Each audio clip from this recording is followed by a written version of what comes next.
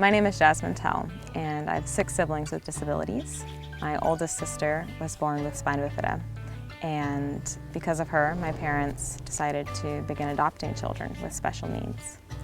They adopted my brother Joey, and he was born with the birth defect spina bifida. In 2008, we came to family retreat with him, and he absolutely loved it. It was the most amazing experience for him. Joey had this really awesome STM, short-term missionary, assigned to him whose name was Clay, and he just really had an awesome time with Joey and really blessed Joey's time here at family retreat. Joey felt like an incredible star the whole week, and everybody just commented on his amazing smile and how much fun he was having. After family retreat, Joey had a semi-routine dental surgery done.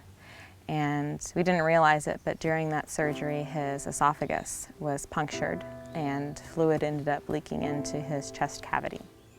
He was in the hospital for about 6 weeks, just had a really difficult hospitalization, and yet he just stayed really upbeat the whole time. And throughout that, I mean, my family, because of my siblings with disability, they had spent a lot of time in hospitals over the years and really had very little support during those times. You know, we never got cards, we never had people check in, and during Joey's hospitalization, he must have gotten mail every single day from people who had been at family retreat.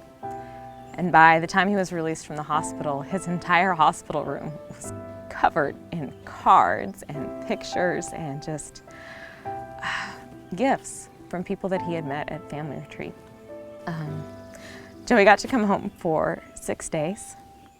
And on the 6th day, we found him unconscious in his room. And he was pronounced dead at the hospital because he had gone into septic shock. When something like that happens, that's when you really see the face of God. And I saw God during those weeks that followed. They were horrible and yet beautiful, primarily because of the people that had become our family through Joni and Friends and a family retreat. We had people drive 6 hours to be with our family. We had people fly to be with our family. And we had cards and phone calls and so much love that carried us through that. And I knew pretty soon, I think within a week after Joey's death, that God wanted me to take his wheelchair and take it to Thailand on a Wheels for the World distribution. Wheels for the World takes wheelchairs and refurbishes them in prisons and then distributes them in different countries. And I had been on several of their trips already.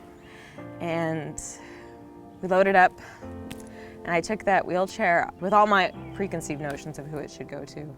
And the days just kept passing.